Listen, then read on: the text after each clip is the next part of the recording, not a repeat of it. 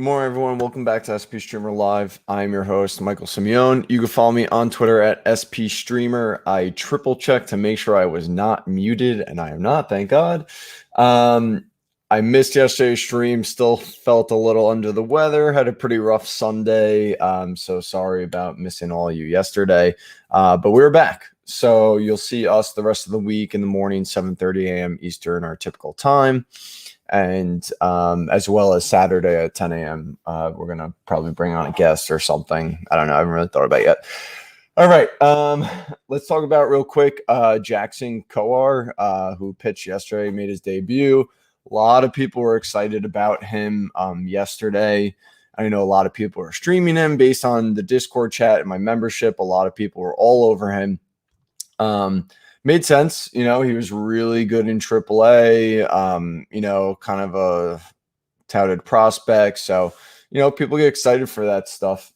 But I try to warn people when rookie pitchers come up, usually their first start isn't that good. That's something that I learned streaming because I would always try and stream them and they would always backfire. So I always like to wait and see what they do their first start. And it's mainly because of, I think, nerves and, adrenaline, and that could just throw everything off. And I think that's what we saw last night. So, real quick, here's his plot chart. This is all the pitches he threw. He only went 0.2 in 2 innings. So he didn't even make it through the first until they pulled him because he was wild. You could see here. First of all, you got a lot of pitches in the middle of the zone here. And then you have so many pitches in not even the chase zone, just like the waste zone. It's just pitches that hitters aren't even going to look at or think about chasing. So, just basically no command, no control here. That's why he got hit. That's why he let up walks. So when I looked at this and when I saw what he was doing, I was wondering, okay, maybe he was wild and didn't really have command in AAA, but that wasn't really the case. Look at these walk rates. They're not bad at all. That's basically league average. There's no reason for him to have had those walks. And that, the 28.6 walk rate obviously is absurd. And then this high K, he typically has good K rates. So I'm just going to chalk this up to probably, definitely his potential could be good moving forward. But I think the nerves got to him, the adrenaline got to him, threw off everything, threw off his mechanics, and he just wasn't who he is. And we've seen some Royals rookies pitchers struggle this year. So that's that for him. Again, moving forward, he might be okay. If you did add him, you might as well stick it out. Watch his next start, don't really go based off of this. But moving forward, when rookie pitchers get called up, and not all the time, obviously there are exceptions, but typically they don't pitch that great. So maybe just lay off them. I know if you want to jump on them and hold them for the future and not just one start, I get it. But for one start, probably not the best idea. All right, we're going to go to our streaming chart. The options have just been bad. Last week, we had a horrible week. I kind of called it. I said, offenses are starting to hit. There's a lot of red in here now. I don't know. If you look at the chart like 2 weeks ago, you see a lot of green. Now we're a lot of red. This tends to happen. The MLB offenses trend like teams, trend like MLB sometimes offense will be really hot. The weather's getting warmer. As the summer months go on, offense is going to get better. So right now, a lot of offenses are hot. There's like 2 that are really struggling, which is like Texas and I forget the other one, probably Colorado. So it makes things tough. You got to navigate. You got to kind of push through it. Again, we're just looking to stick with the system, stick with our process, and throughout time, it'll end up kind of evening out, and overall we'll get good stats for the season, basically. So anyway, today, Matt Boyd, if he's somehow out there, his percentage has kind of dropped when it comes to being rostered, and that's because he's been struggling as of late. But if you're in a shallow league and he's out there, he makes a lot of sense against Seattle. Boyd's been pretty good at home, strikes a lot of hitters out. I mean, look at Seattle's swing strike percentage the last 7 days. They've been hovering, WRC plus wise, they've been hovering around the 90 range. I'm assuming they'll fall back down eventually. I mean, sending Clinic back to AAA might help them, though. Just saying. All right. Then as for that, the options are basically crap. I mean, there's nothing obvious here, nothing that's really going to pop out at you. Senzatella is going to Miami, so he's not pitching in Colorado, although he's pitched pretty well in Colorado. But Miami's been struggling. I mean, their offense has been better. Marte definitely helps that offense a lot, but they're not scary. For me, I don't really think I'm like afraid to say these words because I said it and it happened to me with Brett Anderson. I want to say they're not really going to blow up a pitcher, so he should be okay. We'll see. Senzatella does have those starts, though, where he just throws a gem. It's random all the time. There's no way of predicting it, but maybe he could do that against Miami. So he's going to be our main and deep option. I almost went with Zach Davies against the Padres, but the 113 WRC plus against righties kind of scares me. They hit okay yesterday, so I'm going to stay away from that for now, actually. If you want to take a shot on Lester against the Rays do hit righties a lot better than lefties. So I can't really hate on that. He technically hasn't been that bad, but he also hasn't been good either. C-Mark goes against Cleveland. I know he just got blown up, but that might not be a bad option as well because, again, Cleveland's one of those teams that doesn't really explode. So I feel like you'll have a pretty decent high floor there with C-Mark.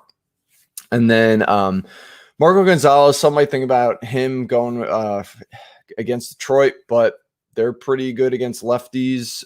They've been hitting really well. I think they're actually the hottest. No, the Orioles are the hottest offense right now, but Detroit's in top 10 as well. So I would probably stay away from that. As I mentioned, the Orioles, look at this David Peterson. That's so scary. I don't know if I would touch that at all, obviously, especially after what happened in his last outing. And so that does it for today. So we're going Boyd and Senzatella. We're not too happy about it, but it looks like those are the best options. So we are going to roll with that. All right, on for tomorrow. So we actually have our streamer of the week tomorrow. That's going to be Austin Gomber. He's going against Miami. I'm picking on Miami apparently, but Gomber's been very good. Since he got blown up, his ERA has been sub 4. The K rate is ridiculous. I mean, the 27.3 strikeout rate his last 3 starts is really good. Look at the swing strike percentage. He made a little bit of a pitch mix change. So Gomber's doing everything you want to see. He's not in cores. I mean, it makes no sense, but to take this, especially because Miami is getting killed against lefties. They cannot hit lefties. That high strikeout rate paired with his swing strike percentage should lead to a lot of strikeouts. So this seems like a very good option and like the option. If he is gone, which he very well likely could be, somehow if Gonsolin's out there, I'd definitely be grabbing him. Wainwright always pitches better at home, as you can tell by his ERA. That's been his entire career. So those are 2 really good options as well. This day we actually have solid options. So if you could stream, if you have a limited amount of streams, this is one of the days to do it. I still have some love for Canning, but against the Royals, a little scary. McClanahan always has that high upside. But when it comes to deep leagues, I'm going to go with Chris Flexen. Like I said, I know Detroit's been kind of hot. They are better against lefties than righties, though. But they do swing and miss. So I feel like maybe Flexen can get past, can get through them and pitch decently. I don't think he's going to kill it, but I think he can give you a decent option in those deeper leagues if these other guys above him are owned. I would take him over Canning. I have them both marked at 6.8, but I would edge Flexen over him. As for the rest, not a lot. Again, offense have been hot. I mean, look at all this right here. It's a little tough nowadays. Go on to the 10th. So I haven't really marked these yet. We're going to do it together like usual. Not a lot of options, at least as of yet. Some people might be added, which might change things, but we'll see. All right, so let's go through this. We got Justice Sheffield going against Detroit. Just mentioned them twice. Detroit hits lefties pretty well. They've been hitting pretty decent, so this is a little scary for me. It's not like Sheffield really relies on strikeouts either, so it's not like there's a lot of strikeout upside there against Detroit with him specifically. This is a little scary. I'm going to give him a 6.5. Then we got Chichi Gonzalez going to Miami. These are okay numbers. I just don't trust Chichi. I'll give him a 6.7 though, just because he's on the road. Still not a fan of it. We got Mike Minor in Oakland. Oakland has been on fire. I think they're like the second hottest team right now. Hit lefties well. Minor has been pitching good though. He's going to the changeup more, which is what I've been waiting for. I don't know why he went away from it. I think he has like a sub-4 ERA over the last like 6 starts or something like that. I mean, the K walk is pretty decent, as you can see here, at 20.5%. So I do like the way he's pitching. I just don't like this matchup. But because I think he can maybe do okay, I'm going to give him a 6.8. So let's move some guys around here. And then let's fix this real quick here.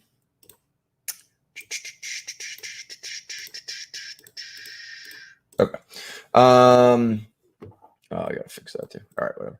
All right, now we got J.A. Happ going against the Yankees. Yeah, he's been struggling. The bottom half of their offense has been really bad, especially when it comes to getting on base. I mean, you really only have to worry about, LeMahieu, maybe Glaber, obviously Judge.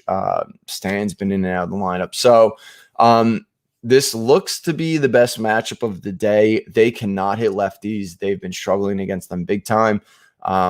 I've been streaming lefties against them, and it's worked out so far. So I feel like this might be the play. Happ's been pitching pretty good at home for Minnesota. I'm going to give this a 7-0, but again, not the best of options. So I mean, we'll see. I'm hoping someone better pops in, but again, he looks like he's going to be the best option for that day. All right, then we got Michael King, who the Yankees actually let him pitch into the game last time. They started him off, only a couple innings. But he does get Minnesota, who I think is one of the better offenses in the league. They can hit a ton of home runs. They could blow up anybody anytime.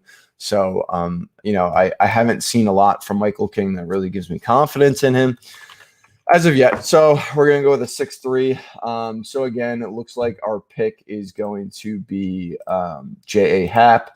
He's only 10%, so he's going to hit. He'll be viable for all kinds of leagues when it comes to the stream. So that's going to be your pick. Again, not a lot of confidence in it with the 7. If I'm really confident in the stream, you'll see it 8 or above. Then I'm all in, love it. As you can see with Gomber here, who's our stream of the week, which is at 8.5. So just keep an eye for that. Days where the highest is a 7, it's just not that confident, not a lot of good options. So if you want to skip that day, it makes plenty of sense to me. So that about does it. We'll recap real quick what we talked about for those who are jumping in. I'm sorry, I know these are a little short.